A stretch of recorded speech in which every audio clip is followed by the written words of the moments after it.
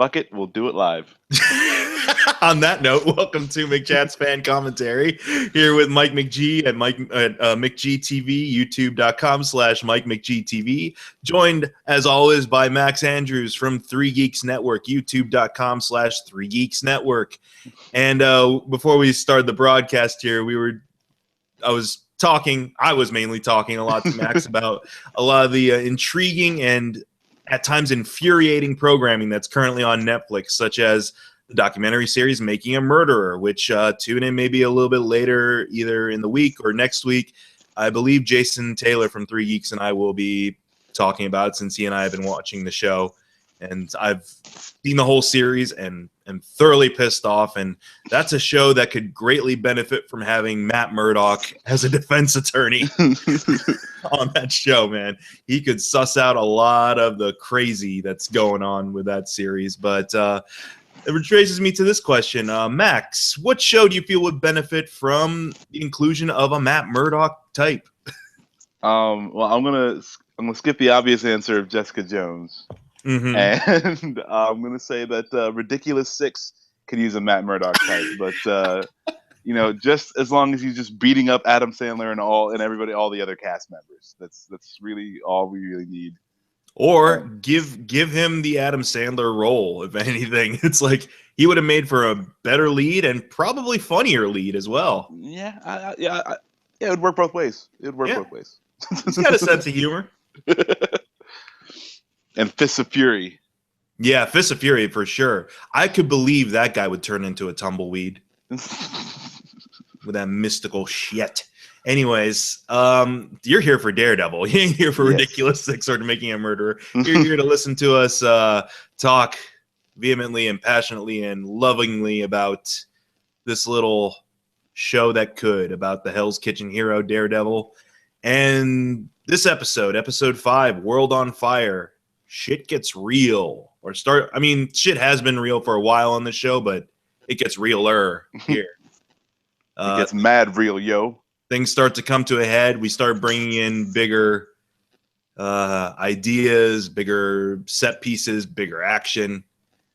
So let's just get right into it, I guess, huh? Make sure you have your episode 5 all set up at the 0 mark. And again, you won't hear any audio from us with regards to the show for copyright concerns, but we'll be following along and we'll count down from 3, 2, 1. What should the word be for this episode, Max? Let's see here. We'll just say fire because it's the World on Fire episode. Okay. But let's see. I'll try to say it like a famous Christopher Walken saying fire. All right. So, episode 5, World on Fire. Make sure you're all synced up here. Here we go. You ready, Max? I'm ready. 3, 2, 1, fire! Netflix. I never get tired of that Marvel Studio or just regular Marvel logo, I guess. Yeah, it's a good one. I think they got DC hands down on that. Mm-hmm. DC needs to kind of up their game a little bit with a graphic, I feel. And this is immediately following Claire's rescue from the Russians, right? Yes. Man, you just see here, battered and bruised, but tough as nails, though. Like, and we mentioned it before. Like, her performance in the last episode was like spellbinding. Yeah. Oh yeah. Nah, just when she starts laughing, it's just like she knows what's coming and she has no remorse for these guys. It was great. Mm-hmm. And at Matt's digs. Now, I was kind of wondering something with regards to this setup because, again, as we established in the earlier film iteration of this character, he has kind of a Daredevil cave, as it were. He's got a little bit of a sensory deprivation chamber for him to sleep in and everything like that, and that, which I thought actually was kind of a cool idea. But here I was always kind of wondering, it's like, how does Matt kind of cope with his abilities when he's not on the job, when he's at home? But they kind of go through that, like with his training. He just kind of, and this it's more like he just trains himself to shut the world out versus like using the external, like he doesn't have to lock himself in a vault to get some sleep. But I like that none of his furniture matches, so it's actually like a blind person bought all of his furniture. Nice, yeah. I never noticed that before. Yeah, everything's kind of it's like a kind of mirror version of the Friends set. Yeah. I mean, yeah, that's what my apartment would look like. That's just because I don't care, Yeah, yeah. Well, that's the way my apartment looks, except for it's just like I legitimately have no sense of taste. So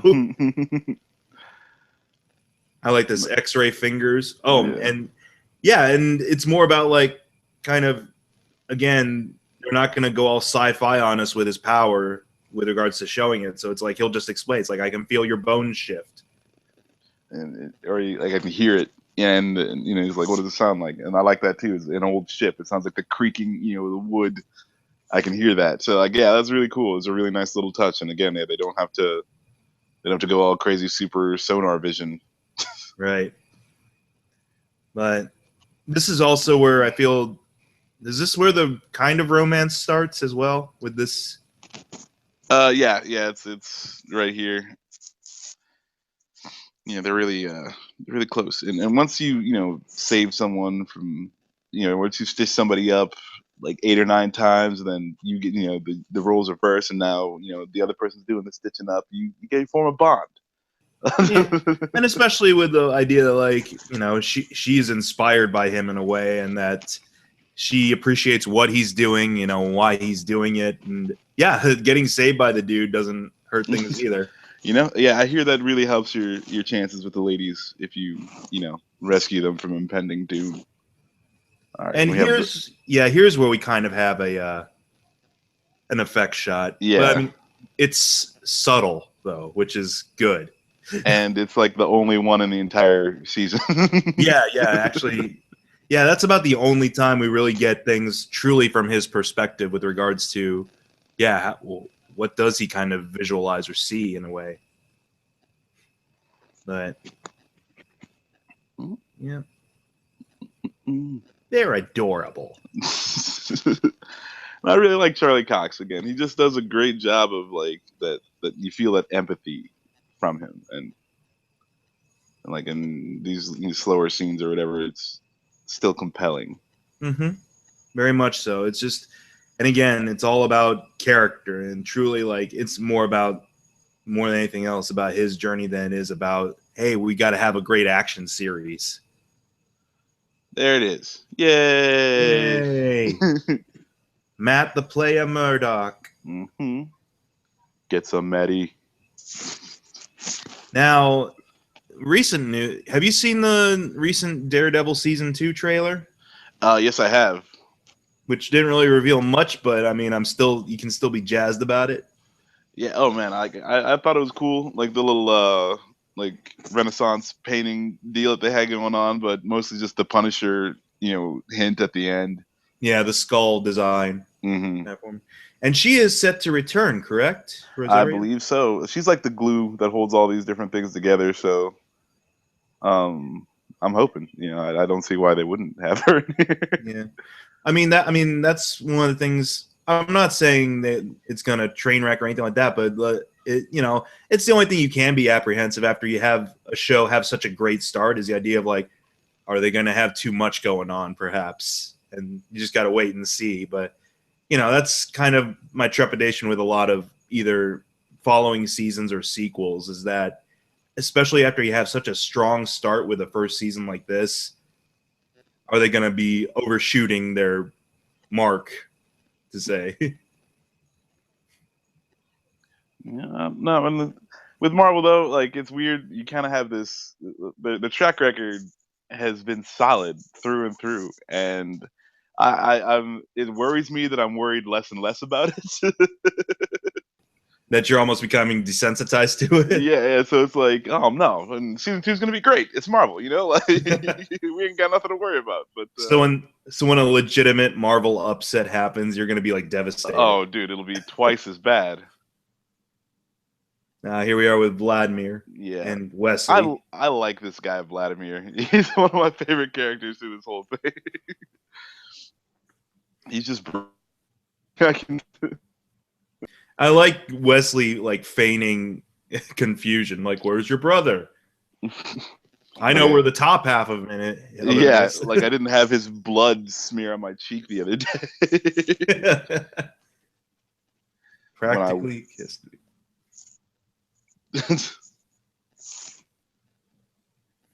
Try again. And so now, I mean, they're probably gonna. Okay, he's finding out probably like what happened to his brother, and this is where everything doesn't really work out for. There's no head on that body. Nope.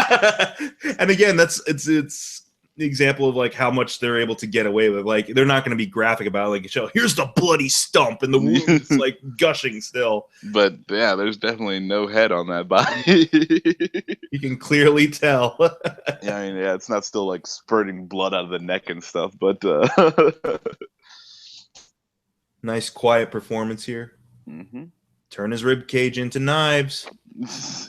Oh yeah, he's like, I'm good for the next 3 prison breaks. Thank you, brother. Kind of funny. Yo, you almost did. Oh, never mind. Oh, okay, that's right. I couldn't remember exactly like how they implicate Daredevil, if Wesley had something to do with it, or if Vladimir just jumps to that conclusion. But yeah, they go out of their way to to make it blatantly obvious, like they're making Daredevil a murderer. Yep, I like only somebody in like that shock and grief would be like, okay, so he just leaves his mask there, like he's never ever done any, like you have nothing on this guy. You can't even figure out who he is or what he wants, and then all of a sudden he's like in the bold statement making business. Like, right. Rationalizing through grief is never easy. Yeah. But I mean, yeah, that is randomly out of character. That this neatly folded mask is just accessible in his coat pocket. Yeah, it's like, oh, what do we have here? This could be the clues to everything we need. Like, Mm-hmm. Oh, all of a sudden the whole story unfolds. That was convenient. But again, he just did see the headless corpse of his brother, so we can forgive that. I guess. It's not inconsistent if it's emotional. I know I'd be a little messed up if somebody brought my brother's headless corpse to show me. Oh man, look at that! Yeah, cleaning up a little skull fragments there, a little bit of brain. Yeah, it reminds me of like whenever you go to like a butcher shop and like there's gristle and stuff that there's like just have lying around at times. It's like ugh.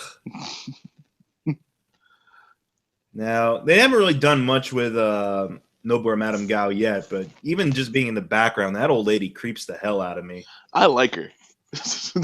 Oh, yeah, she's like a great kind of villain, or a great ominous presence, but it's just, she's so unsettling. Yeah. And I believe this is the first time that Wilson Fisk has ever had face-to-face with his little cabal here, aside from the one guy who unfortunately visited him. Poor Anatoly. Yeah.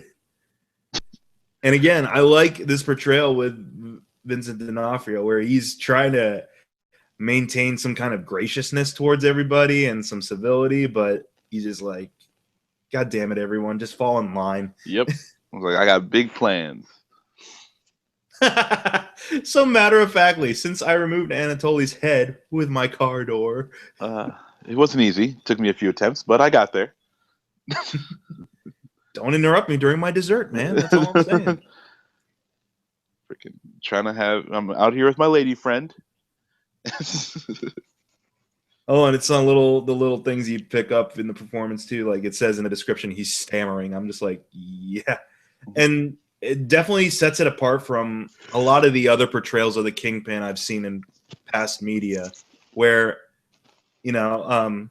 Michael Clark Duncan's Kingpin was just kind of, like Michael Clark Duncan. Yeah, but also like Kingpin. This is the only really I mean, outside of some of the comic books, this is the only time where you've seen Kingpin like have human qualities. Mostly, like he's just depicted as this businessman gangster, and he's just a huge guy. Role. Nothing complex out of that, but of course, that's a Saturday morning cartoon. And that cartoon was also pretty terrible. Yeah, well, it actually was. in the world where Batman the Animated Series was providing you with some more in-depth character development and it shows, yeah, Spider-Man was definitely lackluster.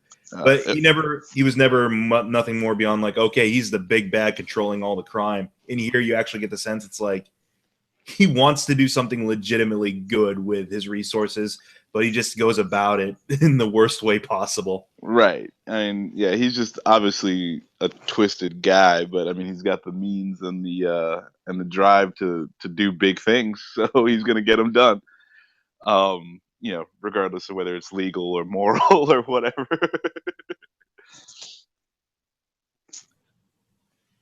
But I mean, he still does it smart. He's like, all right, well, I killed this Russian guy. We're gonna take him out of the game, but like, the rising tide raises all ships. So, you guys don't got nothing to be pissed about. Like, I'm not.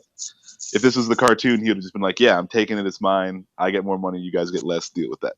Dun dun dun. Yeah. And here we go. Madam Gal. Yeah, see, there's such civility there. There's such like gentlemanly. Well, and also you know that he's only acting that way because she's something special, and he can't. There's no way he could even risk offending her. Mm-hmm. Like that's how much respect he has for her, or at least for her position, whatever that may be. They never really go into it.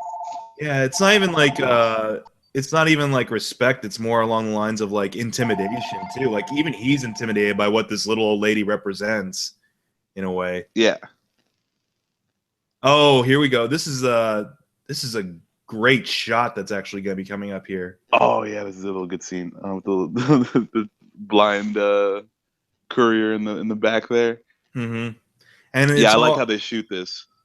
All one shot, right? Unless, I mean, they might take a couple quick edits here and there to. Yeah, it's like a movie magic cuts, but it's pretty much just one. Because like when they look around, or the shot's coming up here, they kind of do a 360 around his car. Yeah, yeah. And I don't know if they had to, do something to make that work. Whatever kind of editing magic they pull off in order to make it one continuous shot is really. Yeah, it's super good. Yeah, I mean, you could kind of tell maybe there are points where. But yeah, this whole time he's just sitting there like I think he's just humming to himself, right? Yeah, he's just singing that little song. Now, this is something I'll have to keep an eye out for next time I'm in the city. If ever I see a bunch of blind man, people with backpacks, I know that was bad news. Silver Serpent's in business and Still Serpent. Okay. But I like how they goodness sake. You're a popular guy today, man. I guess. But what were you saying? I like how they have Daredevil, where it's like a ghost movie. You know what I'm saying? Like if this is a horror movie, that's how they would have shown the ghost. Like he's there and then he's not, and then it's like that Key and Peele sketch where all the roommates are arguing and the ring ghost or the ghost from The Grudge is in the background doing a lot of stuff. But yeah, there he is on the. Oh man! Yep. And then just more great action. Oh, blood spatter, man! Poor little Chinaman. Please, Asian American. Preferred nomenclature. I'm not talking about the guys who built the railroad here. He peed on your rug. But and then where'd he go? And so this is kind of because I don't think he could have actually fit underneath that car. Yeah, it's all again the editing trickery. Like you never actually see him come out from underneath the car. He's already like out by the time they cut to him. Right. I mean, which also offers a question here. I guess this would be, a little bit of a nitpick on the series for me. Is he's not equipped Daredevil yet. Like, it's just him with maybe a nightstick every once in a while. No, he gets No, like those 2 wooden sticks. Yeah, a little later on, but not yet. yeah, but he doesn't have like his grapnel things and everything like that he would Nope. employ later on. So I mean, honestly, like you see him like scale buildings and stuff like that, and you're just like, man, like really how much training he has endured in the past, which we'll see in upcoming episodes, I guess, too. Yeah. Good old Nelson and Murdoch buffoonery. Now, is this also where we get yeah, I think this is where this kind of the subplot with the tenement. Yeah. Yeah, that's gonna somebody knock on the door. Off. What now? It's the rats. Yeah, just like how they always let you know exactly how crappy this place is. Well, like I was saying, I believe in a previous episode, it's like it'll be fun to see like what keeps getting added on as the show progresses, even though it'll probably maintain this whole like, homegrown law firm. Oh, here she is. This is oh man, this Senor lady. Foggy Law. I for a whole week after the show first aired, I was saying Senor Foggy left and right. That was just, I don't know why, that was my favorite like phrase. That sounds like a good like Mexican place to eat. Let's go to Senor Foggy's. Senor Foggy's. Yeah, and so this whole tenement thing is connected to whatever they tried to establish after the Union Allied stuff, correct? Yeah. So whatever front they're coming up with now. Right. Yeah, this is the next evolution of it, and so this we get introduced to Mrs. Cardenas and her tenement problem. She's getting people like destroying her house and whatnot, and causing all kinds of trouble. Your typical slumlord fare. Right. I mean, yeah, it's just amazing to me how all these little narratives, which could be separate, like this could be a completely separate, subplot on its own, but had the way they're able to tie it all into the bigger conspiracy, the bigger, plot that's taking over. And it also it's like lets you, the Kingpin's got his little fingers in everything, so it's like, okay, well, on the one hand we got this more high corporate espionage deal or whatever that's going on, and then on the other spectrum of things we got the business of just the land, and like how he's going to get these people out of here and whatnot to to make his deals. So it just lets you know how far he reaches. Mm-hmm. And let's say this is a guest character or a guest spot that could have gone horribly wrong. Yes. Like this could have been a way too colorful or stereotypical type of character, but especially the way Karen plays off of her in later episodes and everything like that, really sells this very brief relationship or this very brief, interaction in the show that when something bad does happen eventually regarding this story, I felt really bad about it. Like, and because the characters felt horrified and horrible about it too. So it's just like, their investment became my investment. And that just goes to show like how well written and how well developed these roles are. And I also like that they got like a normal person to play the role. I'm saying, like she's not like some super hot chick. It's not like Sofia Vergara. Yeah, just like tits all hanging out, like, oh, please save me. Like it's my red control. But so it's good. It's good casting again, all around, and she sells it too. Like you believe her, you feel for her.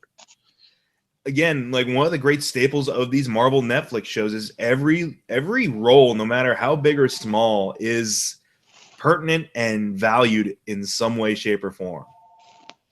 Like even this desk man, yeah. Guy shows up in Jessica Jones. I like him too. He's got a really small role in that one, but it's still good, and that's how they kind of. I like that they use the minor characters to tie the different shows together. Not so if you don't see Matt Murdock show up and he's like, oh, I'll defend you, like, here I am, Matt Murdock, to save the day. And well, I mean, it's slowly kind of like earning those moments, and that's right. it's like they're not going to go into it charging and like, oh, we're just throwing Matt Murdock into Jessica Jones episode 3 or something. Why? Because we can. We're Marvel. But like, no, then like even they're like saying it's like, no, we got to earn those moments. So we'll throw in a character here or there. We'll have Claire show up perhaps for a little bit, but she's not going to be like, it's not going to be like a huge thing where it's like the plot will fall apart with or without her there. Right. But so that if we ever do eventually get to Murdoch, or whenever we do get to the Defenders stuff, it'll make sense. It'll be well warranted. And both these dudes are corrupt, right? Oh yeah, they're corrupt as fuck. These two cops are like these guys remind me of the two stormtroopers that in A New Hope, like when they're talking about whatever speeder they're trying to buy, and Obi-Wan's turning off the tractor beam. Those guys could definitely. There was a little bit of that in the new Star Wars too, when Rey's like escaping from the base a little bit. Yeah, like looking around the corner, there's just two guys talking about some technical things. Like, hey, did you check out that new whatever? Hey, did you get those power converters? Tashi Station still in business 30 years after. Anyways, yeah. Back to Daredevil. But when I first saw that, I thought this guy's partner was that one dude from Predator. When I first saw this show, I can't remember. Oh yeah, I'm gonna have some fun. Yeah. What's his name from Commando? Yeah. I can't remember his name, but I can't remember the actor's name for life of me. But he's I'm like, gonna have me some fun. I thought that was him for a second, but no. All black people don't look the same, though, Mike. I know that, but I mean, there's a big difference between the guy and Bondi Curtis Hall, but yeah, no, he looks like him, doesn't he? A little bit. I can it's see not a race thing, man. I can see where he come from. And then this I liked a lot. When they focus on Matt as this is happening. Oh man. And imagine, hearing that, witnessing, essentially witnessing that without actually witnessing it. So yeah, that's I really like how they did this, and it's just, again, you can tell like they didn't have the budget, to do the crazy super special effects things, but it's so much better because of that. Mm-hmm. And like Charlie Cox sells that look of like pure horror on his face. Where just shock, like he couldn't believe that this just happened. But also, that lets him know these guys are dirty. Mm-hmm. And here we established that even Foggy is a player. Oh man, this chick, she's a shark. Yeah. Now here's the old deal. Like she, towards the end of the series, like she steers clear of all this stuff. Next Jessica Jones season, she should go work for Jerry. Yeah, I'd be down for that. Yeah, she'd fit right in over there. She'd fit right in with Jerry's crew. That would be cool. Again, the idea of tying it all together in a way, but in the comic books, Jessica Jones, the lawyer chick in Jessica Jones, she's actually Iron Fist's lawyer. Oh, so Danny Rand. I'm hoping that's how they bridge it. Right. Yeah. It's all that will be kind of setting up the Danny Rand angle of it all. But now this is also establishing the history of like Foggy and Matt were offered opportunities, but didn't want to be placed in the corrupt system in that world, essentially. Hence why they struck out on their own. Like I think she helps like establish that, right? I think they've already kind of mentioned it a few times, but this is it's where you learn that this is like the firm that they turned down. So you see what they gave up, even just from the lobby. Mm-hmm. The comfort and the luxury. Yeah, because but that lobby is better than their whole freaking office. They would love to have that lobby as an office. But here you see a lot of Foggy's integrity really come through, and I mean, yeah, you find out that Foggy's a little bit of a badass too. yeah. And there's Karen being like, "That's my boy." Yeah, like I mean, I always liked Foggy, even when Jon Favreau kind of played him. I mean, okay, he's goofy comic relief, but the character seems likable enough. And like this series, though, just elevates his like integrity in my eyes. Yeah, well, Foggy's always like the heart, you know. Yeah, that's what keeps it kind of real. Mm-hmm. And I'm just waiting for him to like pull out his hockey stick and check her into the boards, though. Again with the Bash Brothers stuff. Come on, man, Bash Brothers for life. You dated that? Here we go. Yeah, man. Black SUV. I mean, so like, does he just drive around all day? Is that his deal? It's like if he's not what? If he's not at home, he's just rolling around. You know, like how much gas does he waste? Just give him somewhere to stroke his cufflinks, and he's fine. Nah, but yeah, at this point, like, yeah, Daredevil could spot him and was like, "Where's this Wilson Fisk guy?" Oh, just listen for the caravan of black SUVs that's always patrolling the neighborhood. Right. Got him. Again, this always kind of played into my thought of like, yeah, is he a figment of someone's imagination? Maybe it's like that would have been really cool if Wesley was imagining the Kingpin the whole time. Yeah, and it's like he's actually calling the shots and stuff. And it's like, what's this guy got a problem with me mentioning his own name? Yeah, but scenes like this and scenes later on where Karen is like getting her groceries and stuff like that, it's very much sells how sympathetic they are to a good cause. Yeah, I mean, it's like she's got candles lit. There's no electricity. And yeah, these characters in a way, it's like, you know, all they had to really do was like stop by and like, you know, assess the situation, give her, you know, their report. But then they go out of their way to be like, no, we're going to make dinner. We're going to repair some stuff. We're going to help out. It's like Foggy's cousin, the drywall guy. He is like crucial to this whole series. He'll be giving him, he's going to turn out to be like Bullseye or something. And here's our favorite cop. You know, I almost feel bad for this guy. This guy? Really? Yeah. Oh, yeah. Yeah. If he wasn't such a great shining butt, then maybe. I love that. We get some rough interrogation stuff. Aggressive negotiation. You should, yeah. This just goes to prove: don't trust the guy who looks like Frank Grillo from Winter Soldier. Yeah, you can't trust any of them. Don't trust the guy who looks like the guy who's clearly a villain.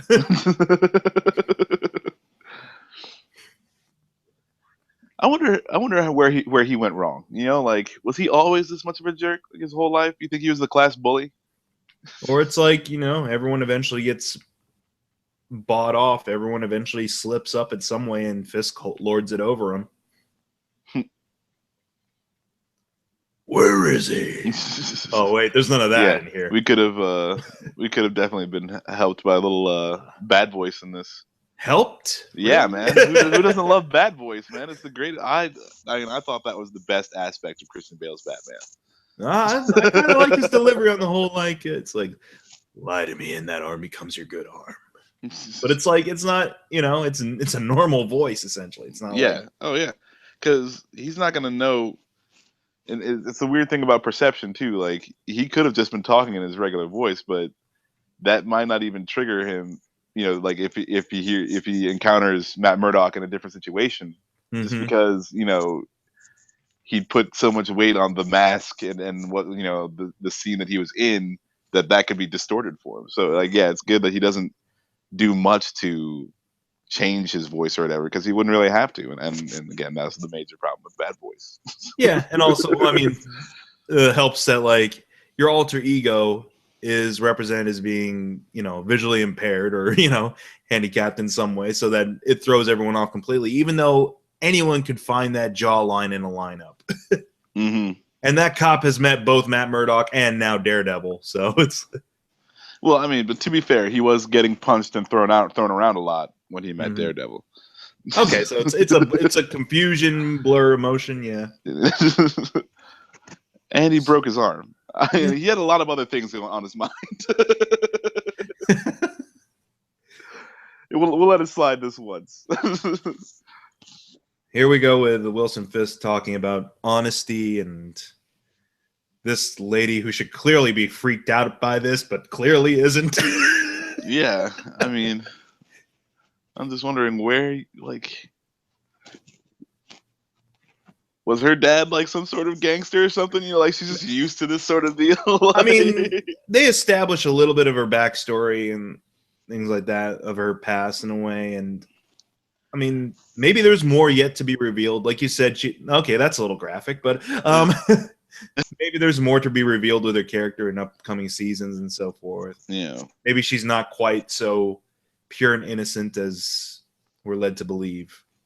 I mean, she's not innocent by the end of this show, but most definitely not.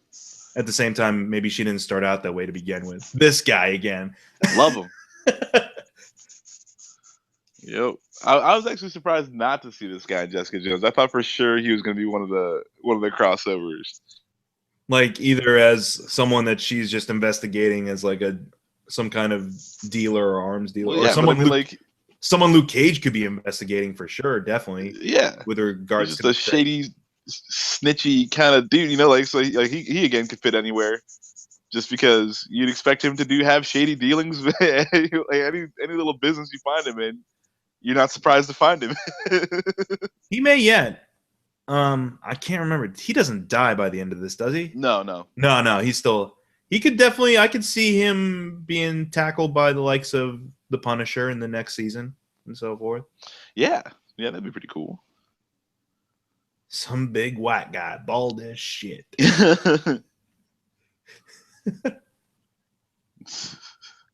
And here's where it's all the almost perfect frame up of Daredevil starts to come apart. Well, no, because this is all part of the plan. Yeah, they're trying to get the reaction. So like, this is even still like more. If he had the time to sit and think about it, he's like, how come all this stuff just keeps getting dropped in my lap? Yeah. Well, I mean, at the same time, I'm sure like the ideal thing would just be to have Vladimir go after the Man in the Mask. But now the guy's implying it's like, oh no, the Man in the Mask and Fisk, they're all in it together. But I guess that's also part of Fisk's plan, is to muscle the Russians out. Right. Essentially. So this is how he can kind of justify it, as if he has them come after him.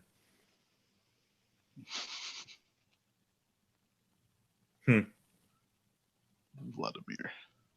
I'd kiss you on the forehead, brother, but it's lost in transit. Now, I mean, just like, how long has this dead body been sitting there? Well, I mean, it's only been about like a day, 24 hours at most, or 2 days at most. It takes a while for a body to really start decomposing. But, I mean, still though, like, it's a dead body, like. Oh yeah, don't get me wrong. I'm sure it doesn't like smell great or anything like that. Yeah. Like, no, that's. I mean, I don't know. I'm not a coroner or a mortician, but I just feel like you shouldn't leave dead bodies staying there laying around. It's the Russian way, man. Oh, don't mind that. That's just my headless dead brother. It's tradition. You should see what we do with rib cage. We drink vodka. Have some borscht. And then snap open the rib cage to make knives. Hey, man. Ribs make the best shivs. That's just how it works. See, I mean, if you had spent any time in a gulag, you would know that. Oh, it's a date. Senor Foggy. Foggy. Yep, that's it. We're going into business, Mike. We're going to open up Senor Foggies. I'm all for that, man. Then we It'll just be Spanish cuisine mixed with something. New York style pizza. And this whole time, Claire's been. I mean, she's this poor girl's always in hiding.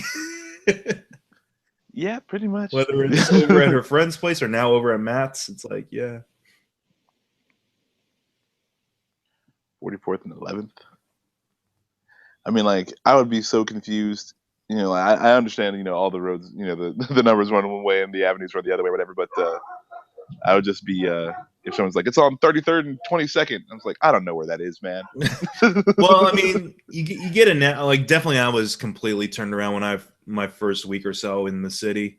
And you eventually, like, really just get acclimated pretty quick to how everything works and the avenues and so forth. Mm.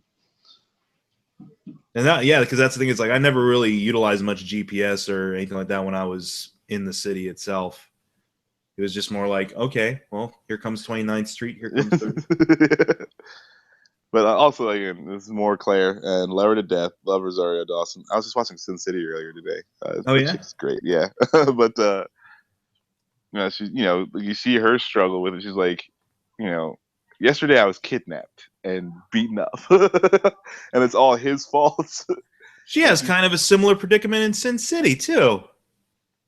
You don't know my man; he will come. It's like, yeah, I suppose. Yeah, she does get kidnapped a lot, but she kicks across a lot from of ass. across from Michael Clark Duncan, who was the kingpin.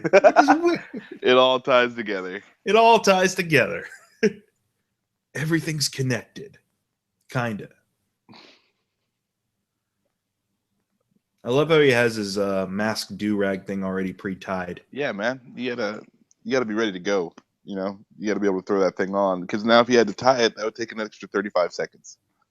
Mm-hmm. All right, now we're getting a little, not really her past, but an amusing anecdote. I guess that is kind of like playing into like why she would be appealed, or why this world would be appealing to her. I mean, yeah, obviously, you know, she's a fancy lady. She likes fancy things. So, you know, there's that. But, I mean, she really just dives in head first. When she said I slept with, just look at the sheer disappointment on It's like, oh, man. Face. Thought this is uncharted territory. Lovers. I assumed you had lovers.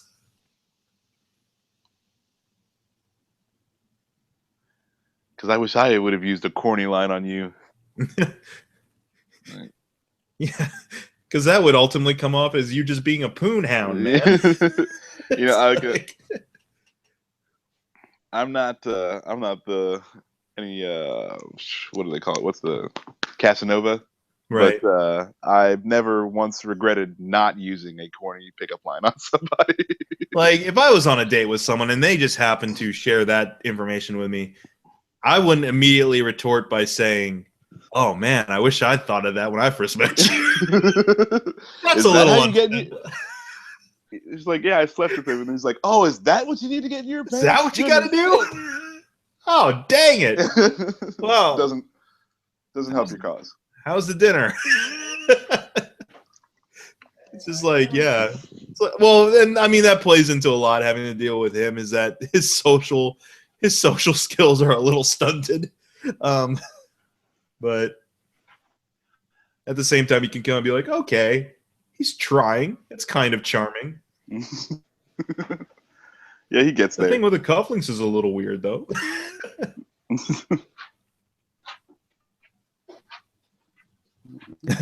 When the first time she ever said "you sound like an artist," I was hoping he'd say like the Jack Nicholson Joker line. He's like, "I make art until somebody dies." I guess that would have been hoping for a little much. Oh yeah, it's kind of outside the character. Yeah, it would have been way out of character, but come on, you got comic book fans. Not just joking. Speaking of that, they don't do a lot of, like, I don't want to say crappy fan service like that, where it's like, yeah, I'm sure 10 people would love it. Thank you for not doing that. Like, they make it their own without, and make it feel as though it is something you have been kind of following for many years in a comic book format without being heavy-handed about it. Like, here's the whole deal. It's like, I'm glad they don't dress up Kingpin the way he's dressed up in the comics with, the pure white coat and the purple, like, neckerchief and everything. Yeah. Or the purple turtleneck. I felt like, okay, for this show, for this atmosphere they're setting, that would be completely out of place. I mean, and they do it a little bit with Jessica Jones too. Like, they have her jewel costume in the background, but that's the thing. It's like, it's a prototype being like, oh, I'm never gonna wear that, and that's done right. It's like when they had Edward Norton, hold up a pair of purple stretchy pants and be like, I don't think this is happening. Nah, no way. But also, the what's his name? The bad guy, Jessica Jones. Kilgrave. Yeah, in the comic books, that dude is all purple. Like, I mean, there are definitely hints of it in the show, but it's he takes the drug, but he's not like full on, like just a purple dude, which I can appreciate. Yeah. Anyways, we're getting into Fisk's psyche a little bit here. Nope, the city isn't a caterpillar. And here's where, he's still clearly evil or still clearly misguided, but you kind of get the argument a little bit. A little. Yeah. It's like, yeah, I guess if I was a megalomaniac and I can see where it's coming from. I mean, that's the best. That's the best kind of villain, is a villain who's clearly not like, I'm doing this because I'm villainous, and wringing his hands, being like, I can't wait to do horrible things. It's more like, I can't wait to do it's like, I can't wait to do what I have to do to get things done my way. Like, yeah, the best villain is like the one who doesn't think of himself as a villain. Right.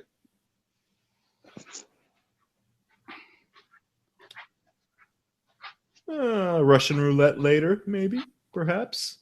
You should never play Russian roulette with a semi-automatic gun. You really need a revolver for that. All right, and I seem to be having some technical difficulties right now. I was wondering. It's all good. No, my cable just cut out. My internet just cut out. Well, I can still hear you, and we're still going. We'll just deal with it. It's just like someone with tinnitus is listening. It's all good. Anyways, I love this, getting to know each other better and so forth, and wow, man, what is going on over there?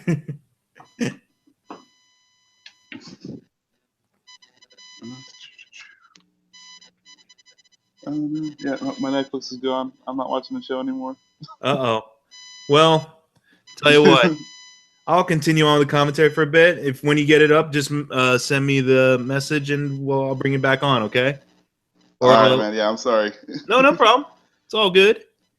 You everyone out there listening, you're listening to a first here, but it's all good. I'll keep you on here, but just send me like a chat message to say like, hey, got stuff working again. Now, all right, man. Yep. But anyways, sorry about that, everybody. But I'm sure we'll figure out technical stuff. Whatever. This is fun regardless. So here we are with Foggy and Karen enjoying each other's company, revealing a little bit about each other, about Matt. How Matt does his Ray Charles, like sussing out who's a pretty woman, who's not. And a little bit of Foggy suspecting there's more to Matt than meets the eye. Before, as we know, later on the series, he's going to find out.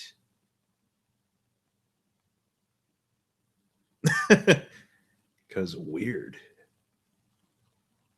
But yeah, it's these quieter moments. I love these quieter scenes where they really can develop these relationships. They really can build off of little funny anecdotes and stories and be able to,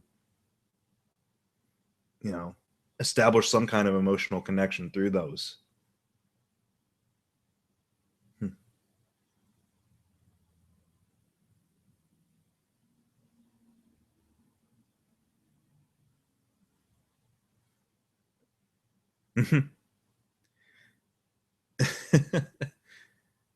This is I like this moment a lot. I'm not a shipper by any means, but you know what? It wouldn't be the worst thing in the world to have this relationship between Foggy and Karen develop, even though I'm sure it's not going to go beyond anything beyond, really good friends, due to the fact that I feel there's a little bit more they're going to work on with Matt and Karen in later seasons, but it wouldn't be the worst thing in the world to have a Foggy Karen relationship branch out of this. And here we go. I believe this is leading into a pretty big sequence. Definitely. I just like how Murdoch pops out of nowhere. And it takes you by surprise as a viewer too, since he's all in black, since this show is so built around shadows and murky areas, dark places, dark crevices, that when he does pop out, it literally is a surprise for all parties involved, viewers, characters.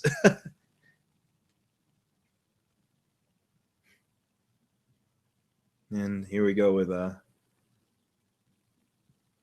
Vladimir going to war.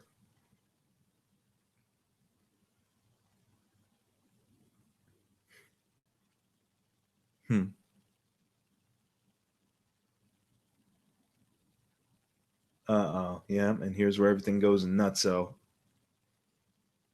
A little bit of some digital trickery there, but at the same time, I mean, it packs a huge punch. It's very gripping in that sense.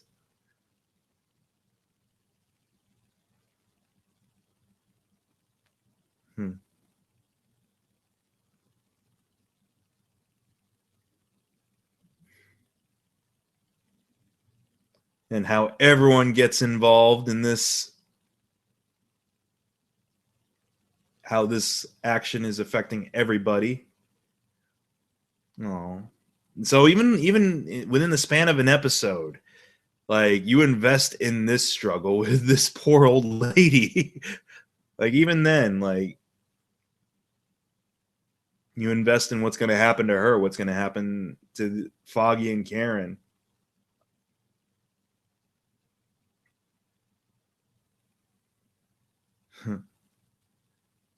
And yeah, a whole neighborhood set ablaze, and she seems perfectly fine with that.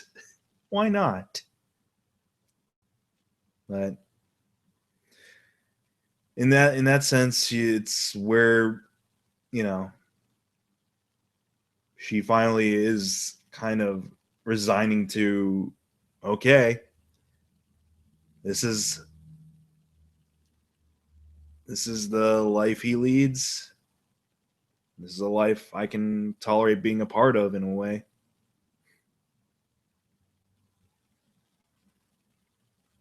And she's brought around to kind of his Machiavellian way of thinking with regards to the ends justify the means.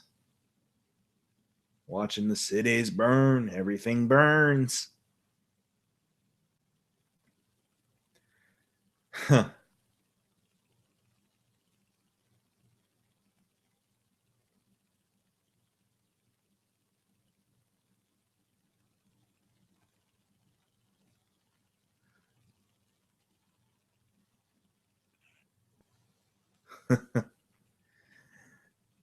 Yeah, there was a point there I was wondering, is he gonna pull out a gun or something else? But yeah, the thing about Wilson Fisk is I feel he'd never ever act out in violence in the presence of his fair lady like that, especially when stuff like this is more effective.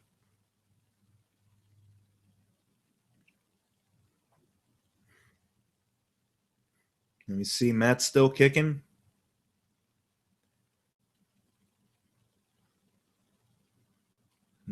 doesn't necessarily mean things are okay. Things can only get worse from here.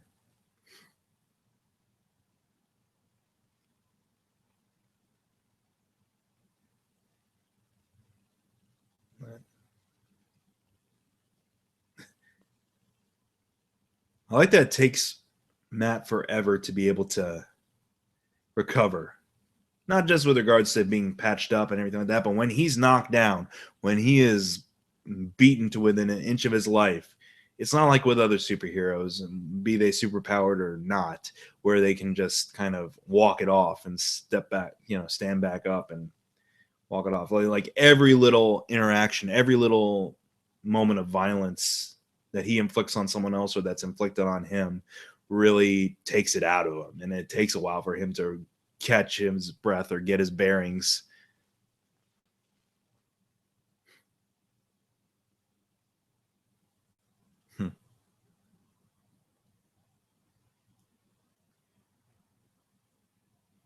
All the little pieces falling into place for Fist to consolidate power.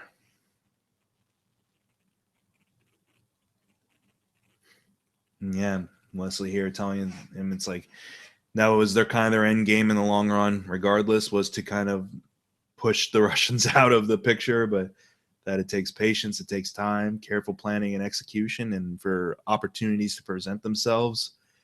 And you can completely believe someone like Wilson Fisk or someone like Wesley, even because Wesley seems like even as equal a brain in the operation as Wilson Fisk is. Wesley's the one who makes things happen, and Wilson Fisk kind of comes up with the genesis of an idea, and Wesley goes about executing it in the way he sees fit and most effective. Again, wow. Up close fighting, but it is very believable, very kinetic, and yeah, very brutal. So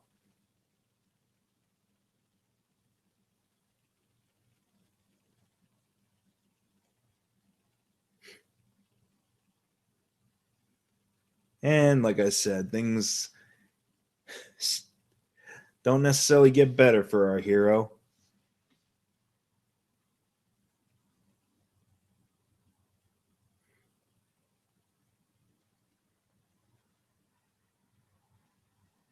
And we leave it there for episode 5, World on Fire. Thanks all for listening, and I'm sure Max would like to thank you too. We'll come back with further episodes here, and we'll figure out, what happened. But that's all kind of the magic of commentaries, especially these kind of live commentaries where we're just kind of riding off the seat of our pants and just responding however we feel is appropriate. So I'm gonna stop blabbing here and maybe get back Max on here for another episode, but we'll catch you next time here on the McChats fan commentaries. Thank you for listening here on McGTV, youtube.com/MikeMcGTV. And thanks to Max from 3 Geeks Network, youtube.com/3 Geeks Network. All right, we'll see you later.